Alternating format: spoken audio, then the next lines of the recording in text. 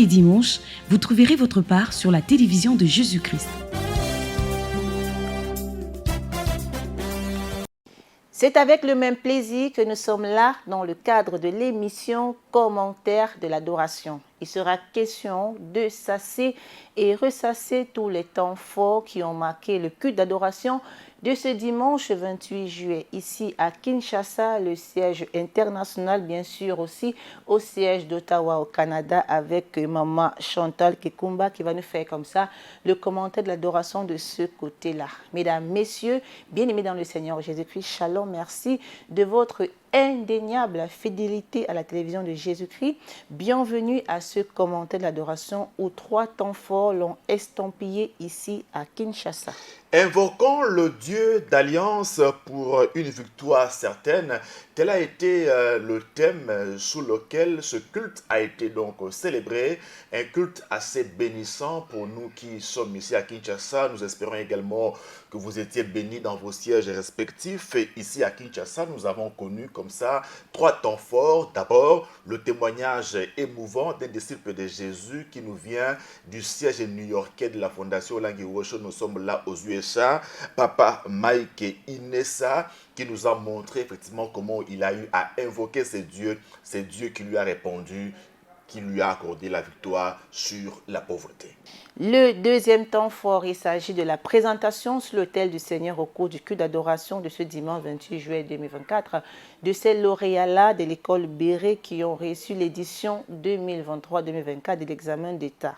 La boucle donc a été bouclée par l'apôtre Adje Paul de Côte d'Ivoire qui a donc là commencé un séminaire de 4 jours ici à la Cité des Triomphes, séminaire qu'il a donc eu le bonheur d'introduire ce dimanche et nous avons été encore une fois de plus édifiés de la part du Seigneur à travers son instrument qui est ici à Kinshasa depuis 4 semaines pour pouvoir nous soutenir dans la prière.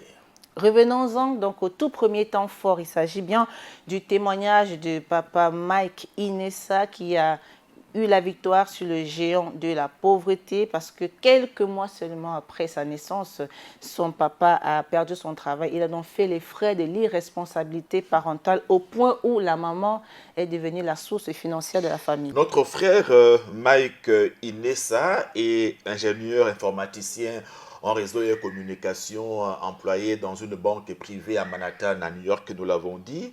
Et donc, lui, il a fait justement les frais de la condamnation à la pauvreté. Il a bu comme ça le calice de la souffrance jusqu'à la lie, partant justement de ce que leur père n'était pas assez responsable.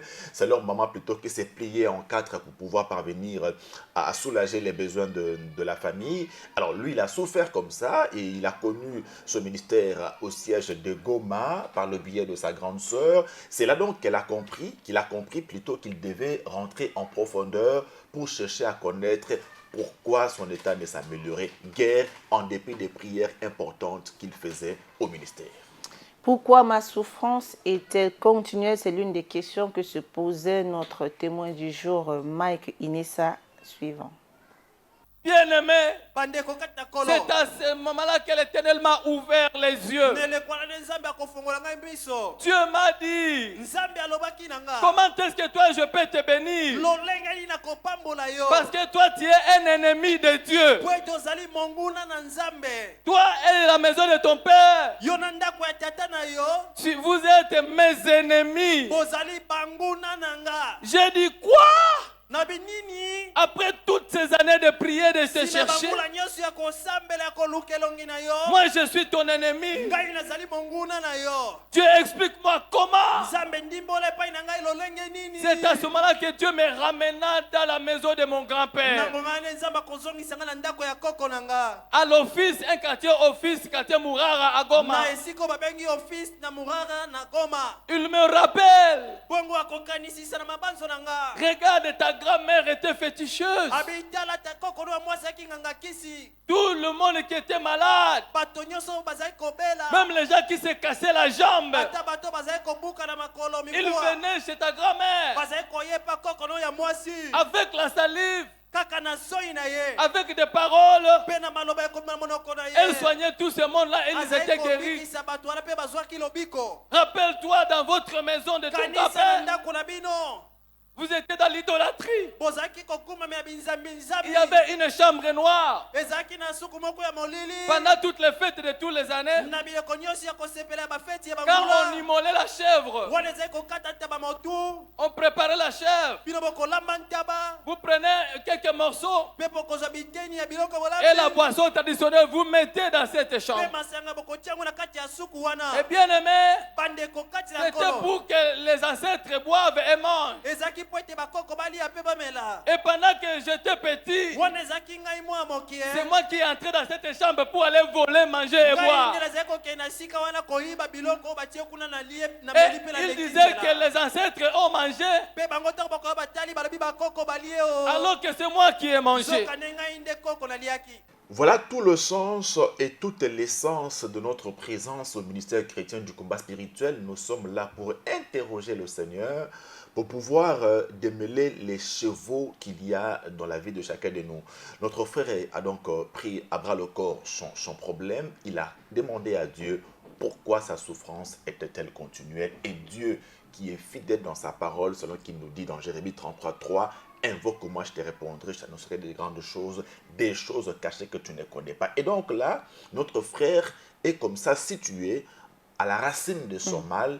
Dieu lui dit, tu es mon ennemi. Tu es mon ennemi, pourquoi? Parce que tu as eu à manger la nourriture consacrée aux idoles.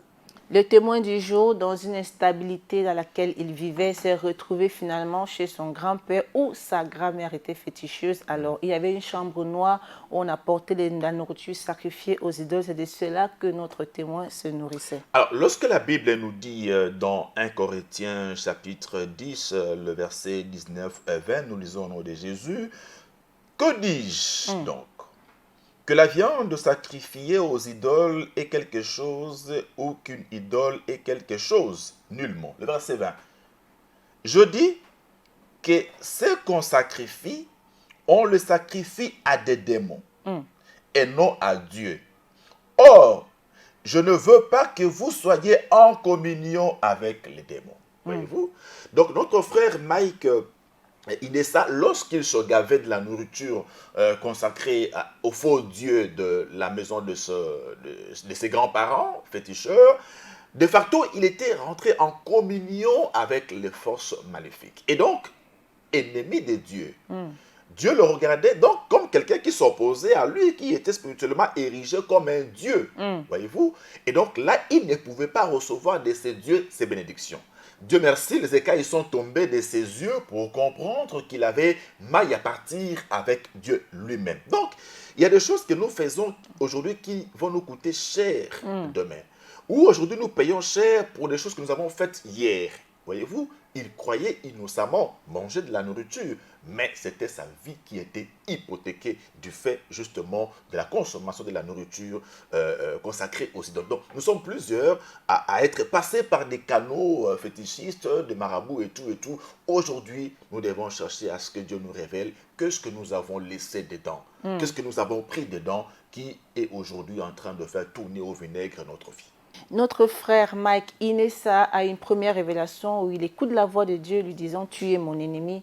S'activant profondément pour en savoir encore plus sur sa vie, Dieu finalement lui accorda une autre révélation capitale. Vous savez que ce qui est révélé est condamné. Quand Dieu révèle, c'est pour ouvrir les ouvertures. Il m'a révélé que moi je conduisais les tchoukoudou. Pour ceux-là qui viennent de Goma, ils connaissent les tchoukoudou. Les vélos en bois. Comment voulez-vous que quelqu'un qui conduit les tchoukoudou soit béni? Comment voulez-vous que quelqu'un qui conduit les tchoukoudou conduise les véhicules?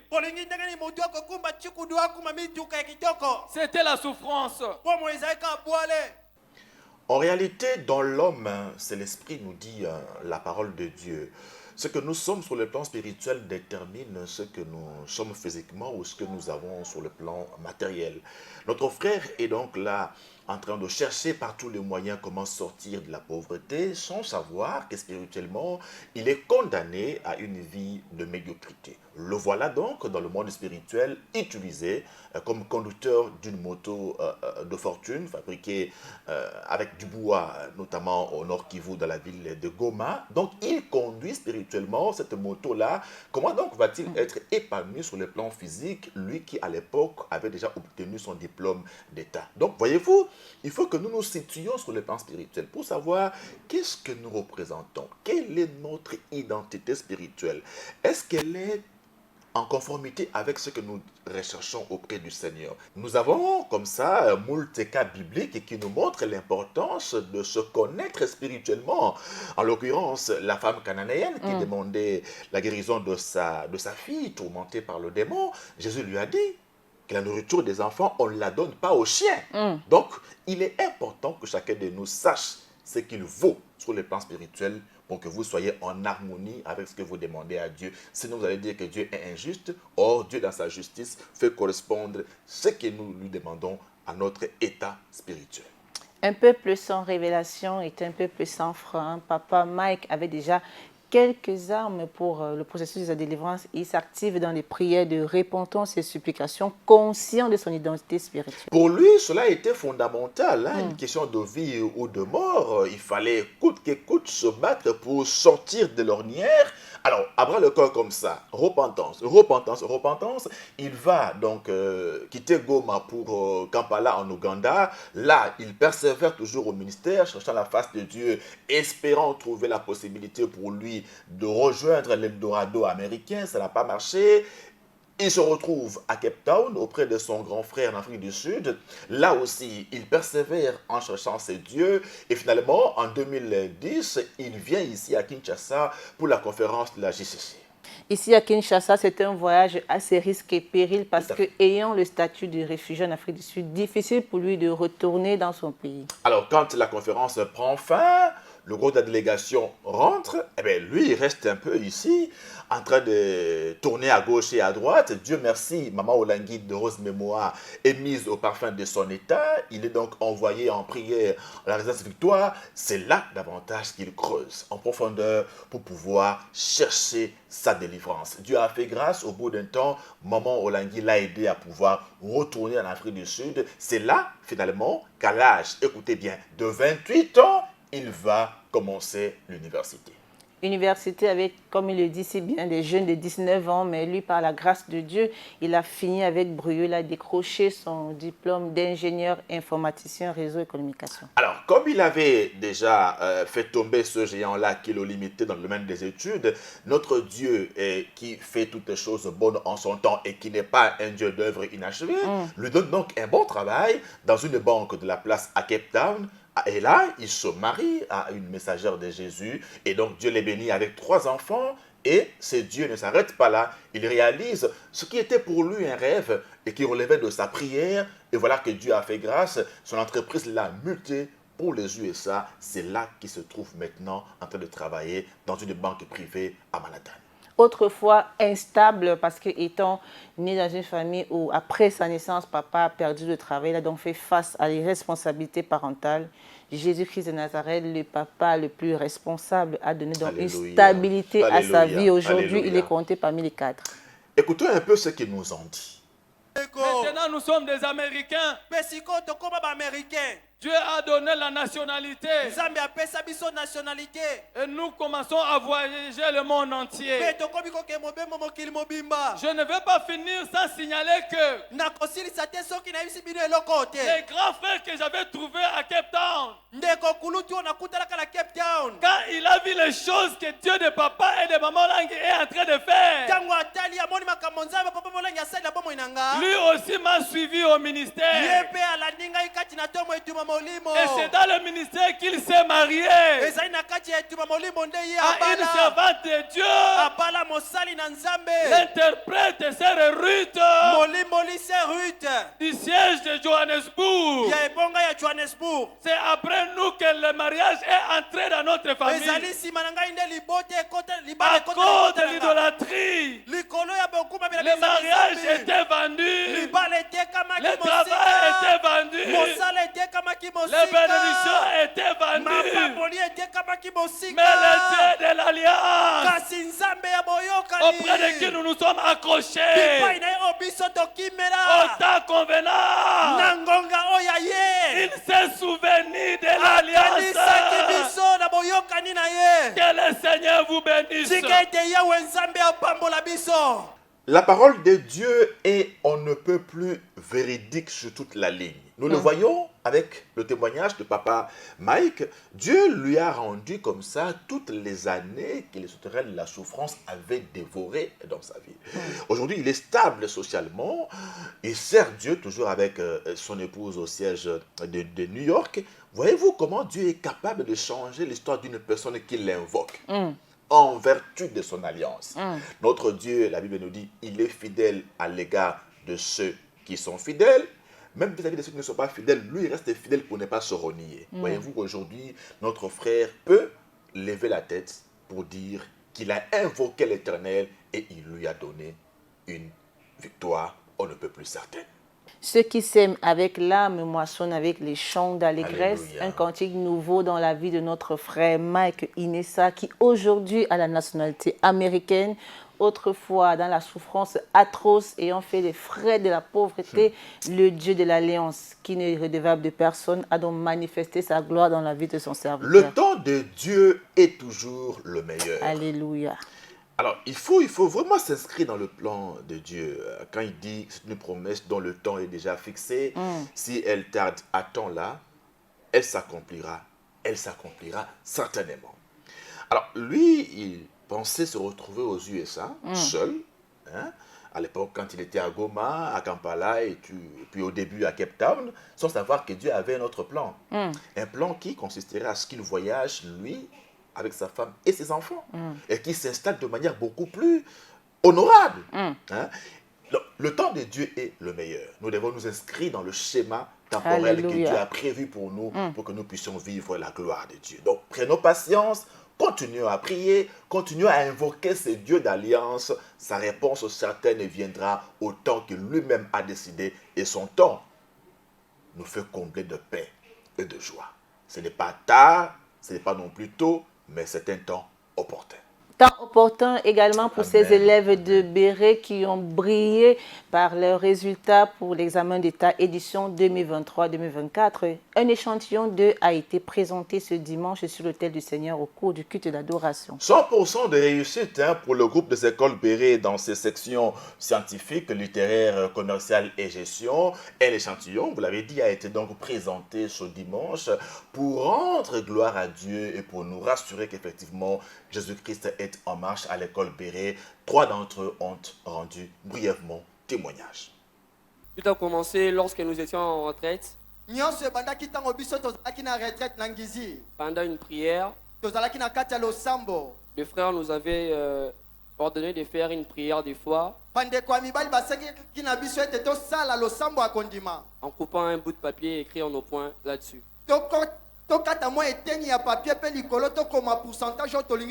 Et avec la foi que j'avais acquis, j'ai coupé un bout de papier, j'ai écrit 71%. En bas, j'ai écrit entre parenthèses avec distinction.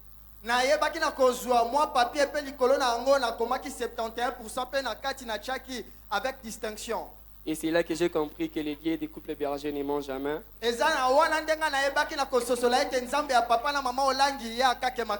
Les jours de la publication, j'ai été totalement surpris. Ma maman est venue en pleurant et me disant: mon fils t'a réussi avec 74%. Du côté de ma mère, de la famille de ma mère, les diplômes sont compliqués. Il y a une condamnation qui a été érigée, selon laquelle il faut redoubler d'abord des classes, faire la 6e 2 fois. Ensuite, la seconde année, avoir son diplôme, mais avec des points médiocres.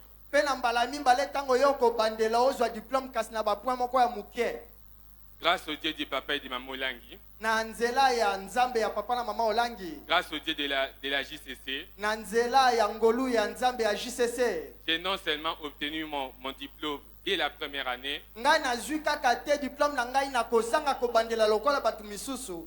J'ai été lauréat de ma section avec 65%. Kasi ngai na bimi lauréat ya section na ngai na 65%.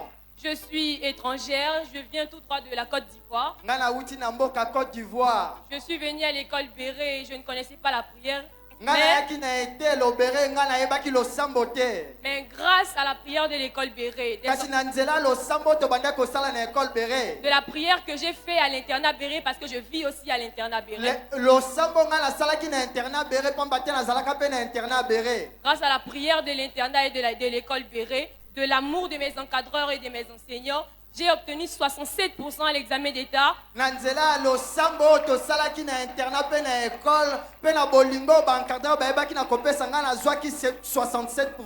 Et je remercie l'Éternel des armées, car sans la prière, je ne serais pas triompher sur l'examen d'État.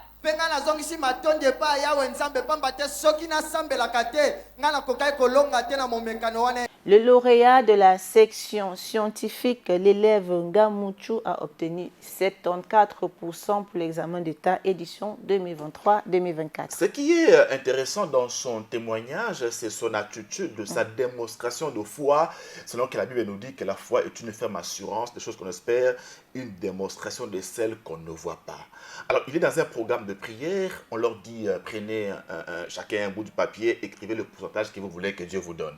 Alors, lui, il écrit 71% qu'il demande à Dieu, mais notre Dieu qui fait toujours au-delà de ce que nous pouvons imaginer ou que nous lui demandons, lui a donné 74%. Voyez-vous le niveau de foi. Une foi sans œuvre est une foi morte. Et également, le cas du deuxième lauréat est plein d'enseignements. Il dit que conscient de la condamnation qu'il y a dans leur famille, quand vous arrivez en terminale du secondaire, vous devez redoubler d'année et réussir à l'année suivante, mais avec un pourcentage très faible. Il en est conscient. Alors, il dit qu'à l'école Béré, au regard de la formation intégrale que nous recevons là-bas, esprit, âme et corps, alors il était en train de faire ce que Néhémie a fait lorsqu'il reconstruisait les murailles de Jérusalem. Il dit, j'avais mon cahier à la main gauche et ma Bible à la main droite. Voyez-vous? Donc, il était en train de combiner ses cours et la prière. Et voilà comment le Seigneur a manifesté sa gloire. Il a réussi brillamment avec 65%, ce qui est une première dans sa famille.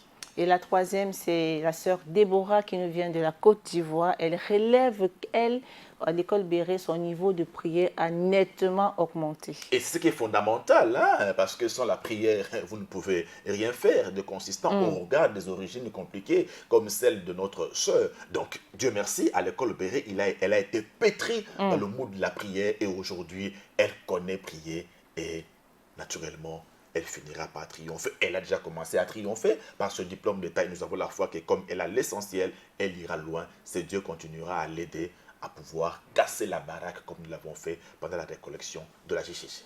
Et bien sûr, une prière a été faite par le berger sentinelle pour recommander ces lauréats entre les mains du Seigneur. Père, Tata, que gloire te revienne. Toute la cité de triomphe te rend des multiples actions de grâce. Car tu n'as pas déçu nos enfants. Ils avaient à la main gauche leur cahier d'études, la main droite la Sainte Bible, et pendant leur maquis, qui était leur retraite,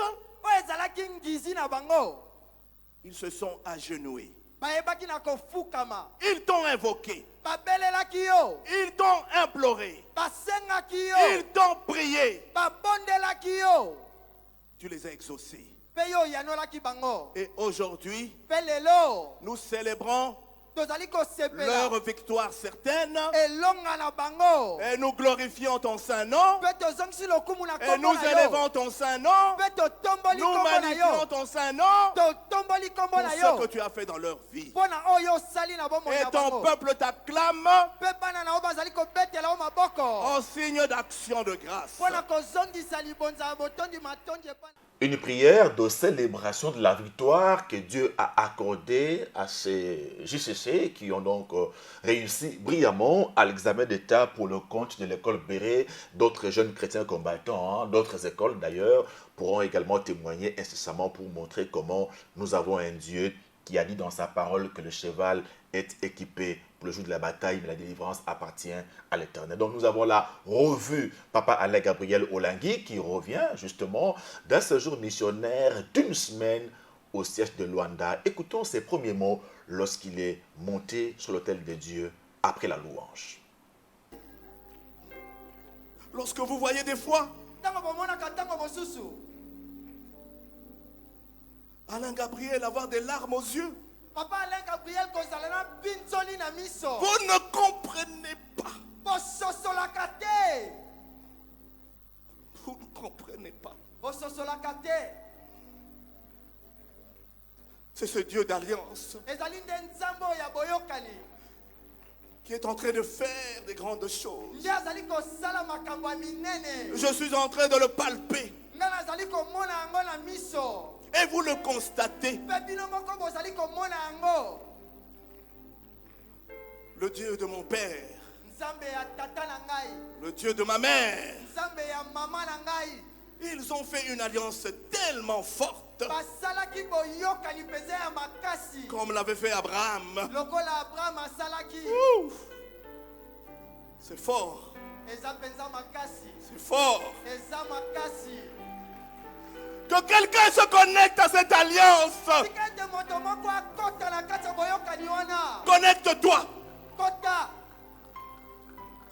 Du haut de l'autel du Seigneur, le berger sentinelle a donc dit un mot sur l'alliance que papa et maman Olangui ont tissée avec le Seigneur. Alors, il a parlé peu pour ne pas en dire plus. Sa modestie légendaire oblige.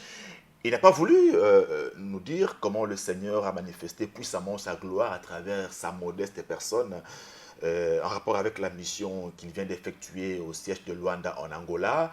Dieu, par le biais de notre berger sentinelle, a réussi comme ça à tordre le cou à l'ennemi Satan qui voulait créer la zizanie comme ça. Et donc la situation est redevenue normale au siège de Luanda. Et avant de quitter Luanda, Papa Alain Gabriel Olangui, répondant à une question de la presse, il a dit « Tout va bien au ministère chrétien du combat spirituel, notamment à Luanda. Jésus-Christ de Nazareth a encore été glorifié dans la capitale angolaise. » Passons au troisième temps fort de ce commentaire de l'adoration. Il s'agit du message du jour délivré par l'apôtre Adjé de la Côte d'Ivoire qui commençait comme ça dans un séminaire de 4 jours sous le thème « Invoquons le Dieu d'Alliance pour une victoire certaine ». Alors, l'homme de Dieu a commencé par définir ce que c'est qu'une alliance. Il a parlé d'un accord, d'un pacte solennel entre Dieu et son peuple. Une alliance est toujours basée sur des promesses, des engagements mutuels entre les parties.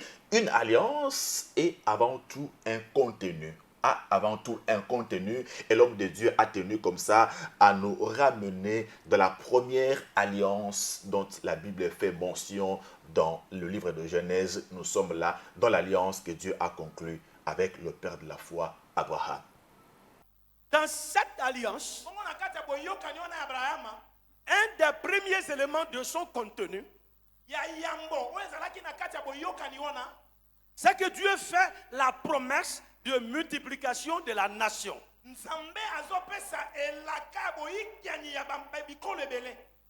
Dieu promet également ce que nous appelons la terre promise.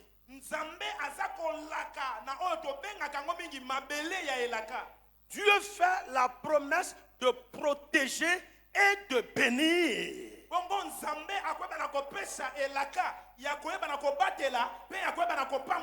De bénir tous les descendants d'Abraham. Ça veut dire que ce que Dieu était en train de conclure avec Abraham, devait concerner ses descendants. L'alliance se conclut entre Dieu et Abraham avec un contenu de bénédiction.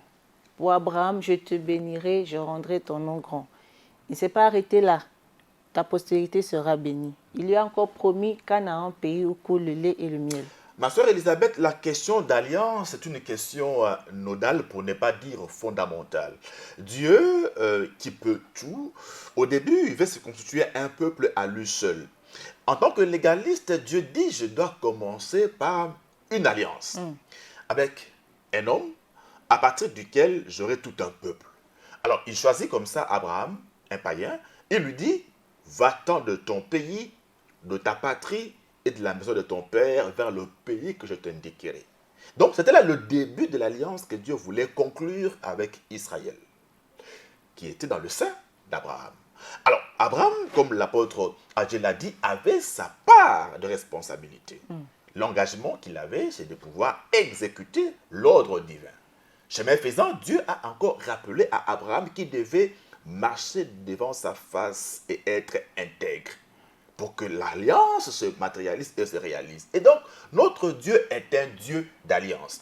Il fallait créer le cadre dans lequel Dieu allait se manifester à son peuple. Donc, voilà le cadre que Dieu a mis en place pour que nous soyons son peuple et que lui aussi soit notre Dieu. Et c'est important de pouvoir le souligner avant de continuer. Une alliance établie entre Dieu et Abraham, cela faisait déjà 600 ans. Le roi Moab qui envoie donc un prophète maudit le peuple que Dieu a béni.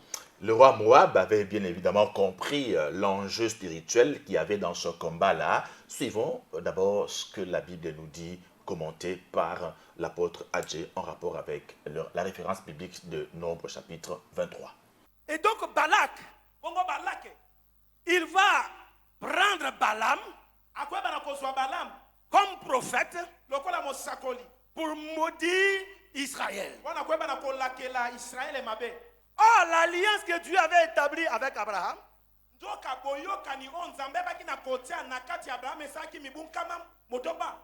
garantissait la protection des descendants d'Abraham. De la même manière, l'alliance que nos parents spirituels, papa et Malangui, il n'y a même pas 50 ans qu'ils sont partis, il n'y a pas 25 ans qu'ils sont partis, également leur alliance nous concerne, nous, leurs descendants spirituels. Dans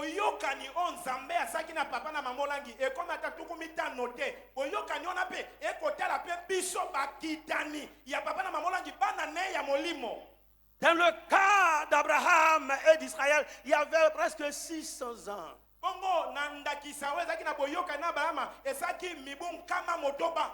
Et Balak veut qu'on maudisse Israël. Or,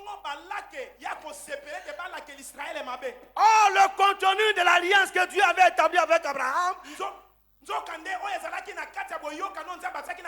ne permettait pas à une personne ou à un peuple d'être capable de maudire Israël.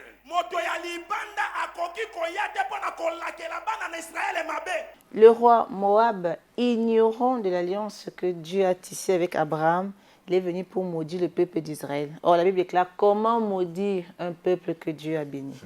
Ce message étale au grand jour la réalité du combat spirituel, parce que là nous voyons Israël en guerre contre Moab, mais le roi de Moab, Balak, estime ou est convaincu que pour gagner contre Israël, il faut maudire Israël. Voyez-vous? Donc, il dit d'abord sur le plan spirituel, il faut l'affaiblir, il faut le mettre en condition d'échec. Voilà pourquoi le roi va solliciter le sacerdoce du prophète Balaam pour maudire Israël. Donc, en réalité, lorsqu'une personne est déjà maudite sur le plan spirituel, tout ce qu'elle va faire sur le plan physique ne pourra pas réussir. Donc, le roi Balak le savait très bien. Et donc, il dit, je commence en amont. qu'on le maudisse. Et quand on va le maudire, ils seront faibles et moi je pourrai les écraser. Donc ne négligeons pas la dimension combat spirituel. Ça nous renvoie à l'histoire biblique de David contre Goliath. Goliath était physiquement plus fort que David. Mais pourquoi avait-il besoin de maudire David au nom de ses dieux? Parce qu'il savait que s'il le faisait sur le plan spirituel, ça fragiliserait déjà David sur le plan de l'esprit. Donc, il est important que nous saisissions cela. Et donc, dans leur synergie, dans ce que l'apôtre a dit appeler l'opération de malédiction d'Israël, le roi Balak et le prophète Balaam donc s'engagent comme ça dans 3 tentatives de malédiction d'Israël. Ils ont compris que sur le plan spirituel, pour pouvoir atteindre un objectif donné, il faut un sacrifice. Donc, il fallait chercher une porte par laquelle Dieu allait agréer la prière de malédiction contre Israël.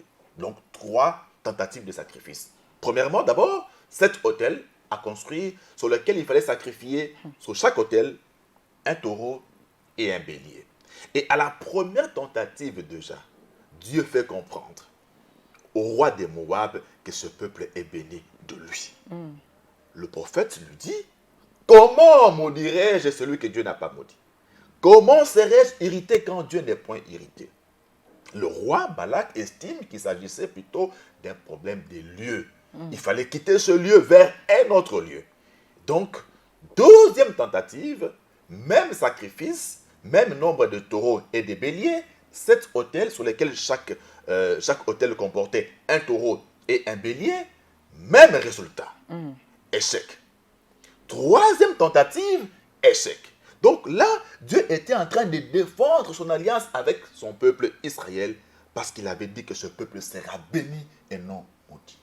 S'il fallait donc donner un coût financier à ces différentes tentatives du roi Moab pour maudire le peuple d'Israël, si on ramène ça ici à Kinshasa, présentement nous sommes à 21 000 $ juste pour maudire un peuple que Dieu a béni. Toute opération a un coût, hein, évidemment. Et donc là, l'apôtre Agé a voulu nous faire comprendre la hargne, la détermination du roi Balak, qui tenait Mordicus à maudire Israël. Il ne lésinait pas sur les moyens. Donc si on doit remplacer un taureau par un bœuf, un bélier par un mouton, aujourd'hui, l'apôtre Agé, tout calcul fait, à Kinshasa, on arriverait à 21 000 $ dépensés comme ça par une personne qui tenait à maudire un peuple. Donc, on retient que les forces du mal sont déterminées dans leur entreprise de nuisance, dans leur opération de malédiction, de mort, de maladie. Prenons-en conscience. Et Dieu nous l'a dit cette année, réveillons-nous. Réveillons-nous, pourquoi? Parce que le diable rôde tel les lions rugissant, cherchant qui il va dévorer. Il rôde, c'est un mouvement continu. Et donc, nous ne nous laissons pas prendre par le diable. Il est important que nous saisissions cela. L'apôtre Agé l'a très bien dit. Écoutons la suite de son message.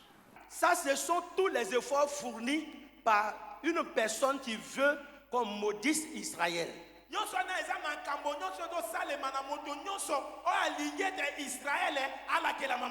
Mais qui ignorait que quand on parle d'Israël, on parle de Jacob. Donc, qui ignorait que Jacob provient d'Isaac et évidemment d'Abraham, Isaac, Jacob.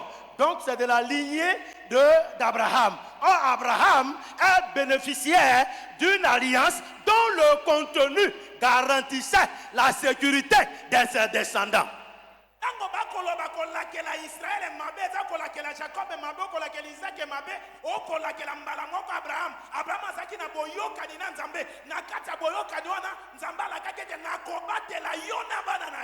Papa Alain, comprenez que vous êtes dans la continuité de l'alliance de ton père et de ta mère.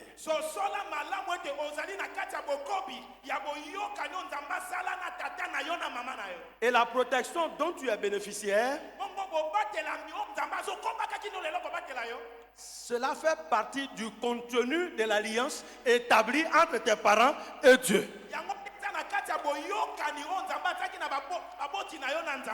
Et tel que nous sommes ici, nous bénéficions du contenu de l'alliance qui a été établi entre Dieu et papa et maman Olandji.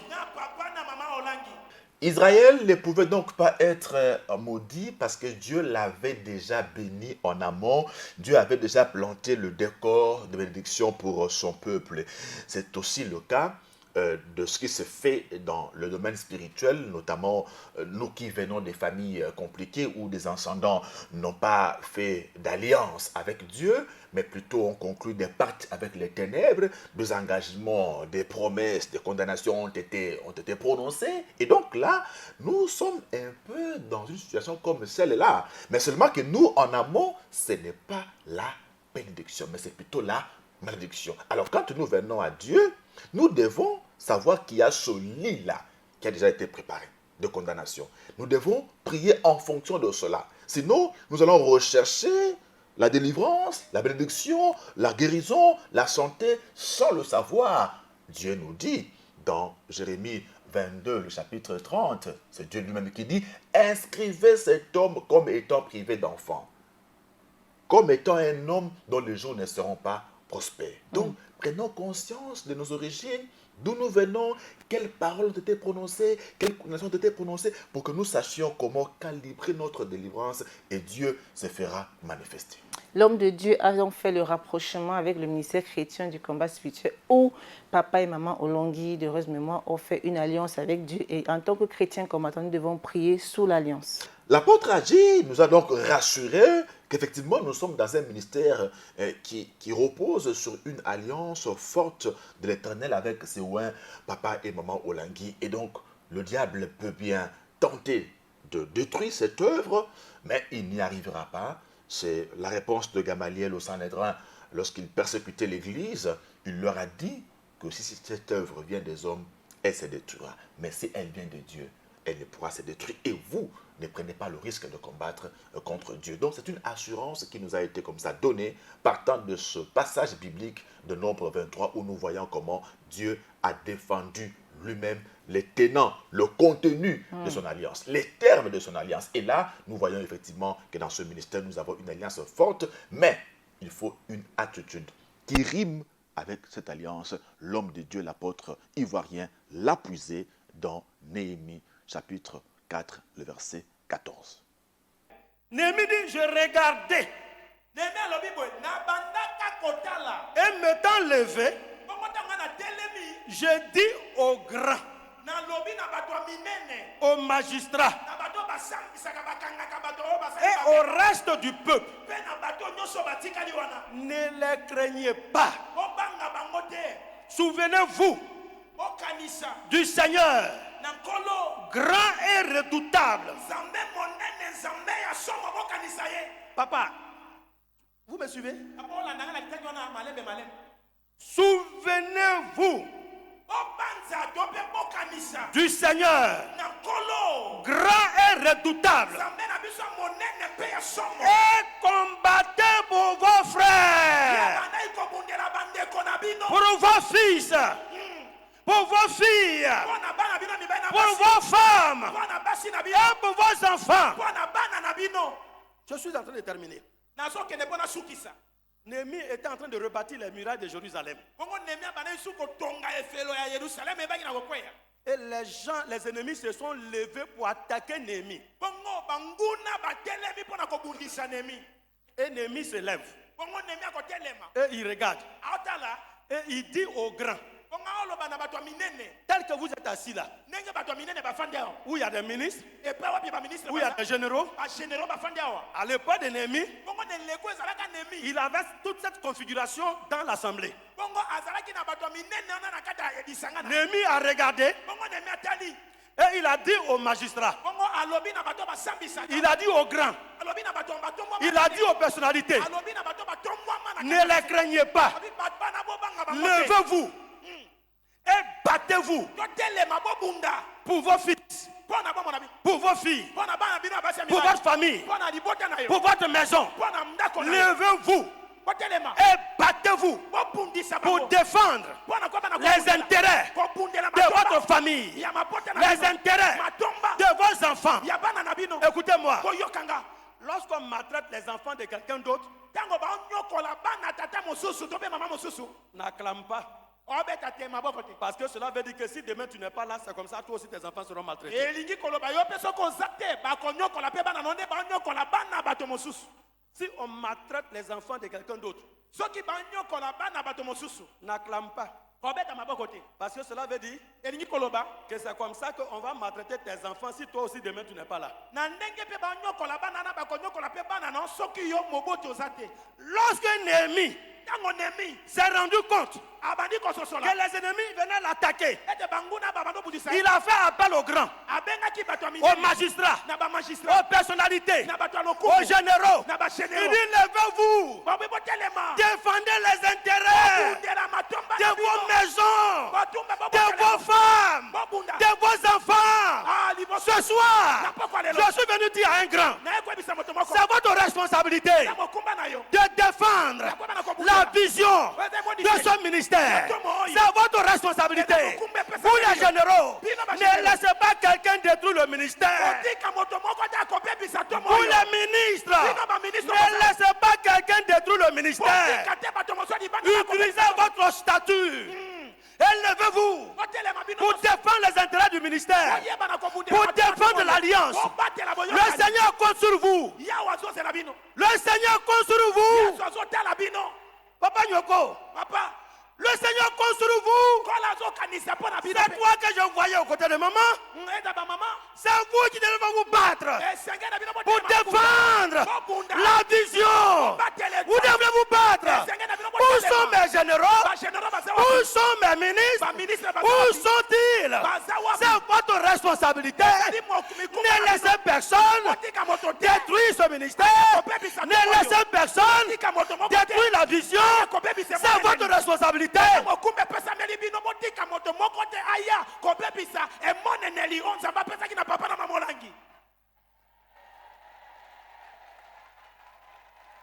Ce verset biblique de Néhémie 4, verset 14 nous interpelle tous à plus d'un titre. Mieux les responsables, comme le verset le dit si bien, les magistrats, ceux qui ont une responsabilité à se lever, à se battre. C'est notre responsabilité de protéger le ministère. Il en va de l'intérêt de l'œuvre de Dieu. L'homme de Dieu ivoirien, dans sa démarche d'hier, il nous fait comprendre deux choses fondamentalement. L'alliance que Dieu a conclue avec papa et maman Olengi, qui est inébranlable, qui est forte, dont Dieu est lui-même le garant. Et d'autre part, il nous dit, écoutez, vous qui êtes, ou nous qui sommes bénéficiaires de l'alliance de Dieu avec papa et maman, nous avons une part de responsabilité. Alors, il la situe dans ce que Néhémie a dit aux sages, aux magistrats, à l'ensemble du peuple lorsqu'il reconstruisait les murailles de Jérusalem. Ils étaient confrontés à l'adversité. Sambala, Tobija et autres qui se moquaient d'eux et qui les combattaient pour qu'ils n'arrivent pas au succès. Alors, Néhémie leur dit trois choses. Primo, ne craignez point. Secundo, souvenez-vous du Seigneur, du grand Dieu, du Dieu redoutable. Tertio, combattez. Donc, c'est ça que nous devons avoir, nous, chrétiens combattants, comme attitude pour défendre cette alliance, pour protéger cette œuvre, ce ministère. Ne craignons pas ce que le diable peut faire, à gauche ou à droite. Souvenons-nous de l'alliance que Dieu a conclue avec papa et maman Olengi. Souvenons-nous de la grandeur de notre Dieu qui a dit qu'ils nous feront la guerre, mais qu'ils ne nous vaincront pas, mais ne croisons pas les bras. N'est-ce pas? C'est Dieu qui exerce nos mains au combat et nos doigts à la bataille, nous invite à nous lever et à combattre. À combattre avec l'assurance que notre Dieu est le garant de son alliance et qu'au finish, il nous donnera la victoire. Donc, nous allons l'invoquer. Nous continuons à l'invoquer, ce Dieu d'alliance, et nous avons la foi qui nous accordera une victoire certaine. Cet appel collectif du pasteur Paul Adjé a ainsi mis fin au premier jour du séminaire biblique qui va durer 4 jours jusqu'au mercredi. Le thème de l'adoration était donc invoquant le Dieu d'alliance pour une victoire certaine. Il a bien évidemment été aussi développé du côté du siège de Ottawa au Canada ce dimanche 28 juillet 2024. Écoutons à présent le commentaire avec notre maman Chantal Kikumba. Nous avons eu la grâce, le privilège de recevoir dans notre siège d'Ottawa la servante de Dieu, Madame Pascaline Kandolo, qui est de la promotion Jaël à Kinshasa, et elle est Marie-Madeleine de Lausanne. Nous avons été grandement bénis avec sa présence et aussi que son exhortation. Prenant la parole, elle a scindé son message en 3 parties. La première qui est la fidélité, la deuxième qui est le sacrifice et la dernière partie, elle a parlé de l'alliance. Et parlant de la fidélité, elle nous a exhortés, elle a expliqué partant de la Bible, de dictionnaire, c'était quoi la fidélité. Elle a dit c'est une personne qui a l'affection, les sentiments vers une personne. La fidélité, c'est celui qui obéit au commandement et des dieux. Alors, elle a étalé un peu c'était quoi la fidélité et comment elle a vécu la fidélité dans sa vie. La deuxième partie, elle nous a parlé de sacrifice. Elle a vraiment beaucoup martelé sur les sacrifices. Elle a parlé des sacrifices, c'est l'abandon du vieil homme. Parce que qu'est-ce qui se passe avec nous? Nous venons avec des origines, nous venons avec des charges venant de la maison de nos pères, venant de la maison de nos parents. Nous venons dans la maison de Dieu, mais on a encore cette charge. Ce qui fait que la vieille personne n'est pas partie. Nous sommes dans les commérages, nous sommes dans les mensonges, nous sommes dans l'orgueil, nous sommes dans les manques de pardon, etc. Et là, il y a nommé plusieurs choses que nous, en tant que chrétiens, que nous transportons dans la maison de Dieu. Il dit, avec ça, ça va être très, très difficile de vivre la troisième partie avec les seigneurs. Et en ça, elle a renchéri avec les témoignages de sa sœur, qu'eux, ils avaient nommé comme une femme de fer. Mais un jour, devant les marteaux, devant les reproches, on lui a parlé, mais à la fin, sa sœur, qui était une âme de fer, s'est juste dit, maman, pardonne-moi. Elle était troublée et elle a compris que les sacrifices, ça prend un abandon de soi. Elle n'en revenait pas et à partir de ce moment, elle a compris que quand on vient dans les seigneurs, on doit mourir, c'est-à-dire mourir dans la chair. On laisse les choses qui n'appartiennent pas à l'Éternel et nous faisons ce que Dieu nous dit en obéissant à sa parole. Et pour conclure, il nous a parlé de l'alliance.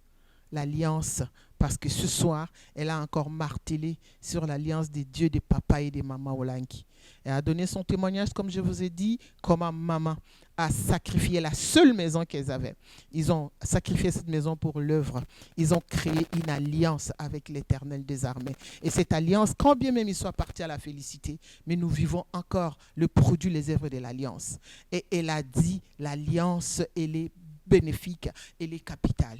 Ça a commencé avec Jésus-Christ de Nazareth, qui a fait une alliance éternelle avec nous par son sang. Alors, elle a dit, l'alliance fonctionne. Et nous, en tant qu'humains, en tant que les hommes qui vivent sur cette terre des hommes, nous devons être des gens qui faisons des alliances. L'alliance est capitale, l'alliance est primordiale. Et elle a parlé de cette alliance, de comment elle a eu à connaître les combats avant son mariage. Mais heureusement, à cause du Dieu d'alliance, des mamans et des papas Olangi, aujourd'hui, elle est mariée. Dans leur famille, elles sont 9. Elle est la 7e de la famille, mais elle est la seule qui a porté une alliance dans ce doigt. Et à cause de l'alliance, aujourd'hui, elle est même mère, maman, avec 4 enfants à sa charge. Et à la fin, elle a invité les gens qui étaient touchés par la parole, par rapport à la fidélité, par rapport au sacrifice, par rapport à l'alliance, de s'avancer. Et il dit la repentance. Avec le passage de roi Ézéchias, quand on lui a annoncé qu'il allait mourir, il est allé vers la face de l'Éternel. Il a invoqué sa fidélité. Il a dit à l'Éternel, regarde, je marche devant ta face avec fidélité et intégrité de cœur. Nous nous sommes repentis. Et après la repentance, nous avons une super belle adoration. Et je sais que nous avons été grandement bénis. Et c'est la annonce des grandes choses, parce que nous avons 3 jours de prière forte avec elle encore dans ces sièges d'Ottawa. Et je pense que nous reviendrons là-dessus et nous allons vous présenter comment les choses vont se présenter. Et nous vous disons un grand merci de nous accepter dans vos salons, de nous accepter dans vos maisons. Nous prions de ne pas vous relâcher, toujours être en contact avec nous, et que Dieu de papa et de maman Olangi vous bénisse. Maman Chantal Kekumba de CVV Ottawa au Canada, qui nous a fait le point de l'adoration d'hier dans leur siège. Nous retenons que ce thème, invoquons le Dieu d'alliance pour une victoire certaine, a résonné fort là-bas à Ottawa et aussi dans d'autres sièges de la Fondation Olangi Osho. Alors, pour ce dimanche, ne perdons donc pas de vue que le Seigneur a voulu nous rappeler que dans ce ministère, nous sommes sous une alliance très forte et que si nous restons dans les termes, dans le contenu de l'alliance que Dieu a conclue avec papa et maman Olangi, peu importe ce que le diable fera, eh bien, il ne nous atteindra pas parce que Dieu lui-même est en train de veiller sur son alliance. Le plus important pour nous, c'est de demeurer en harmonie, en accord avec ce Dieu et surtout, aussi à nous investir pour notre délivrance. Regardez comment Balak était déterminé comme ça pour faire du mal. Déterminé. C'est l'image des sorciers qui nous en veulent, de ceux que nous combattent dans les ténèbres. Ils ne se fatiguent point. Ils ne se donnent point de repos. Et nous-mêmes, qui sommes le premier artisan de notre délivrance, eh bien, persévérons. Continuons à prier. Dieu finira par nous accorder une victoire certaine. C'en est fini pour ce numéro du commentaire de l'adoration de ce dimanche 28 juillet 2024, ici à Kinshasa, le siège international, mais également du côté du siège de Ottawa au Canada. Bonne semaine à tous sous l'alliance que Dieu a tissée avec papa et maman Olangi. Que Dieu vous bénisse. Shalom.